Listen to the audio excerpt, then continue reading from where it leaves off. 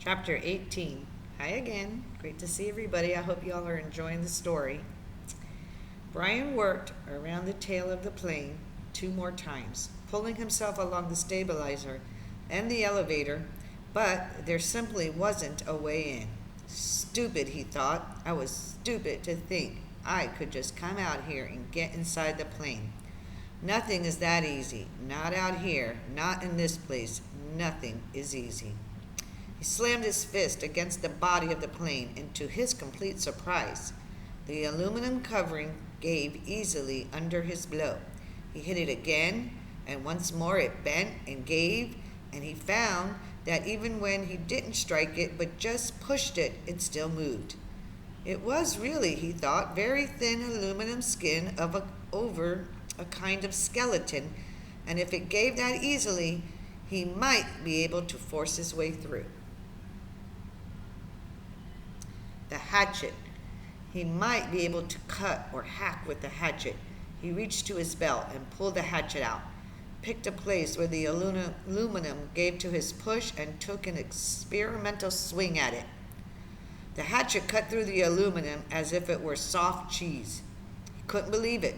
3 more hacks, and he had a triangular hole the size of his hand, and he could see 4 cables that he guessed were the control cables going back to the tail, and he hit the skin of the plane with a frenzied series of hacks to make a still larger opening, and he was bending a piece of aluminum away from 2 aluminum braces of some kind when he dropped the hatchet. It went straight down past his legs. He felt it bump his foot and then go down, down into the water. And for a second, he couldn't understand what he had done. For all this time, all the living and fighting, the hatchet had been everything. He had always worn it. Without the hatchet, he had nothing. No fire, no tools, no weapons. He was nothing. The hatchet had been him. And he had dropped it. Ugh! He yelled, he choked on it, a snarled cry of rage at his own carelessness. The hole in the plane was still too small to use for anything, and now he didn't have a tool. That was the kind of thing I would have done before, he said, to the lake, to the sky, to the trees. When I came here, I would have done that. Not now, not now. Yes, he had, and he hung on the raft for a moment and felt sorry for himself, for his own stupidity. But as before, the self-pity didn't help, and he knew that he had only one course of action. He had to get the hatchet back. He had to dive and get it back. But how deep was it? In the deep end of the gym pool at school, he had no trouble getting to the bottom, and he was pretty sure, about 11 feet. Here, it was impossible to know the exact depth. The front of the plane, anchored by the weight of the engine, was obviously on the bottom, but it came back up at an angle, so the water wasn't as deep as the plane was long. He pulled himself out of the water so his chest could expand, took 2 deep breaths, and swerved and dove, pulling his arms and kicking off the raft bottom with his feet. He took him down a good 8 feet, but the visibility was only about 5 feet beyond that, and he could not see bottom yet. He crawled down 6 or 7 feet, the pressure pushing in his ears until he held his nose and popped them.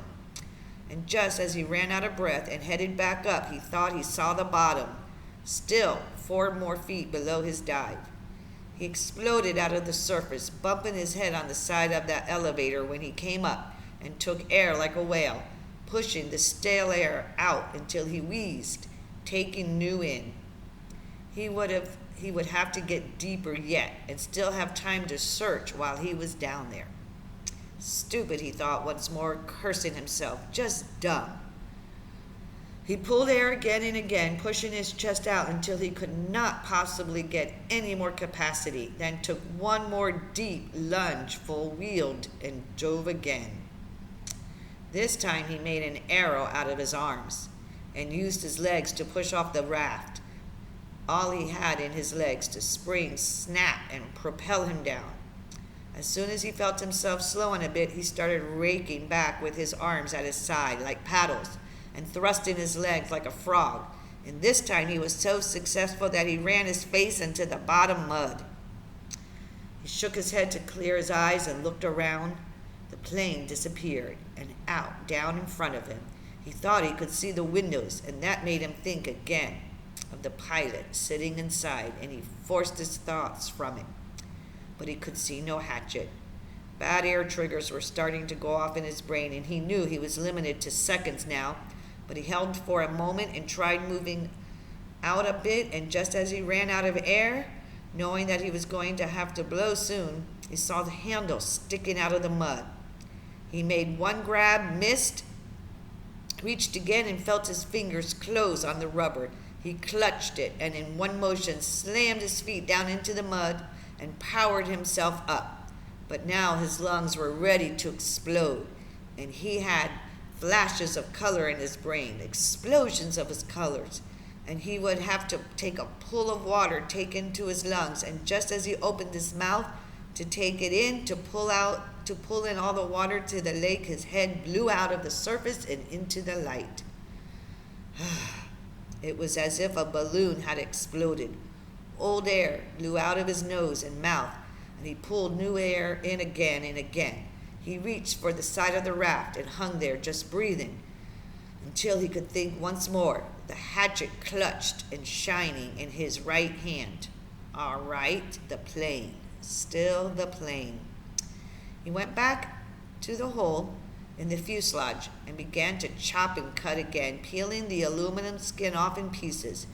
It was slow going because he was careful, very careful with the hatchet.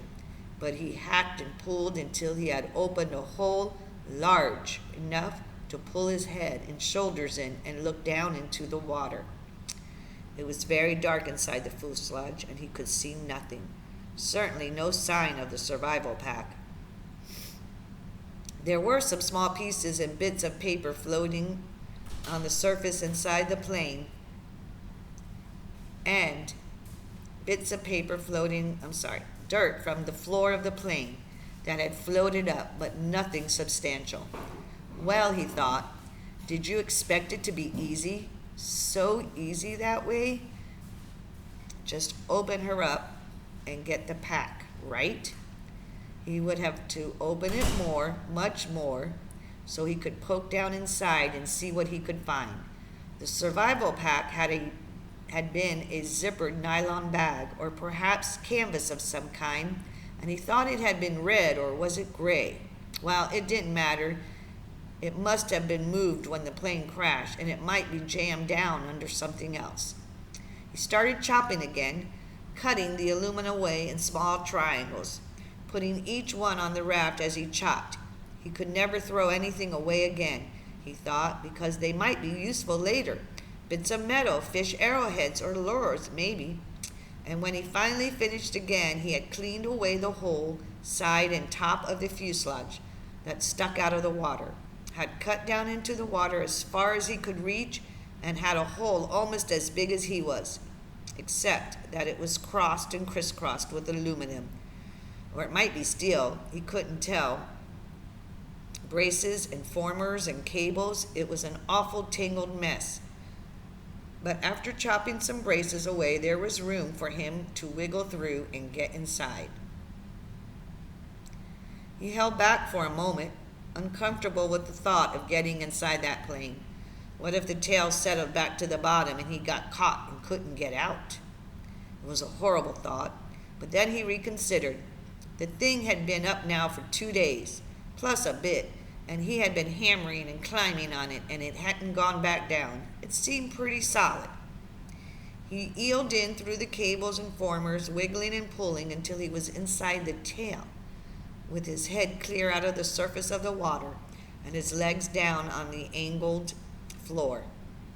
When he was ready, he took a deep breath and pushed down along the floor with his legs, feeling for some kind of fabric or cloth, anything, with his bare feet. He touched nothing but the floor plates.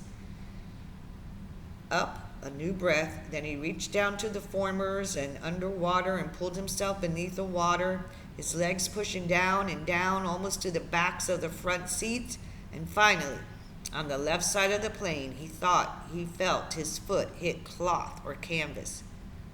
Up for air one more time, deep breathing, then one more grab at the formers and pushing as hard as he could, jammed his feet down, and he hit it again. Definitely canvas or heavy nylon, and this time when he pushed his foot, he thought he felt something inside, something hard.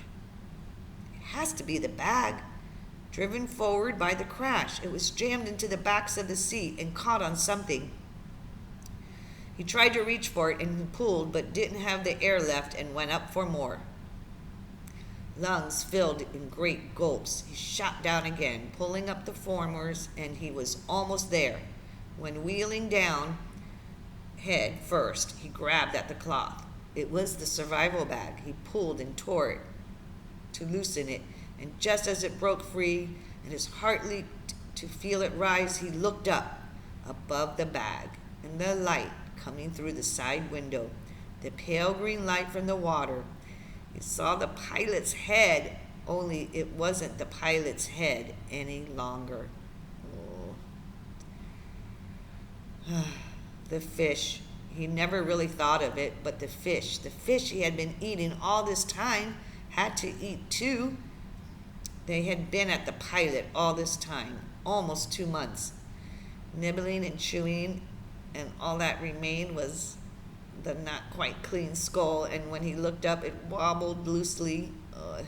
Too much.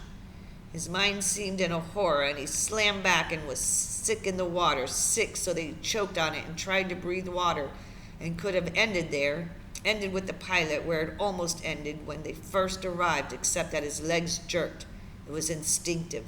Fear more than anything else, fear of what he had seen. But they jerked and pushed, and he was headed up when they jerked, and he shot into the surface, still inside the bird cage of the formers and the cables. His head slammed into a bracket as he cleared and reached up to grab it, and was free, in the air, hanging up in the tail. He hung that way for several minutes, choking and heaving and gasping for air, fighting to clear the picture of the pilot from his mind. It went slowly. He knew it would never completely leave. But he looked to the shore, and there were trees and birds. The sun was getting low, and the golden over his shelter, and when he stopped coughing, he could hear the gentle sounds of evening, the peace sounds, the bird sounds, and the breezes in the trees. The peace finally came to him, and he settled his breathing. He was still a long way from being finished. He had a lot of work to do. The bag was floating next to him, but he had to get it out of the plane and onto the raft, then back to shore. He wiggled out through the formers. It seemed harder than when he came in, and he pulled the raft around. The bag fought him. It was almost as if it didn't want to leave the plane. He pulled and jerked, and still it wouldn't fit, and at last he had to change the shape of it, rearranging what was inside by pushing and pulling at the sides until he had narrowed it and made it longer. Even when it finally came, it was difficult, and he had to pull first at one side, then another, an inch at a time, squeezing it through. All this took some time, and when he finally got the bag out and tied onto the top of the raft, it was nearly dark. He was bone tired from working in the water all day, chilled deep, and he still had to push the raft to shore. Many times he thought he would not make it. With the added weight of the bag, which seemed to get heavier by the foot, coupled with the fact that he was getting weaker all the time, the raft seemed to barely move. He kicked and pulled and pushed, taking the shortest way straight back to shore, hanging to rest many times, then surging again and again. It seemed to take forever. And when at last his feet hit the bottom and he could push against the mud and slide the raft into the shore weeds to bump up against the bank, he was so weak he couldn't stand. He had to crawl. So tired he didn't even notice that the mosquitoes that tore into him like a gray, angry cloud. He had done it. That's all he could think now. He had done it. He had turned and sat on the bank with his legs in the water and pulled the bag ashore and began the long drag. He couldn't lift it back down the shoreline to his shelter. 2 hours, almost 3 hours, he dragged and stumbled in the dark, brushing the mosquitoes away, sometimes on his feet, more often on his knees, finally to drop across the bag and to sleep when he made the sand in front of his doorway. He had done it. Tick tock. Bye, all.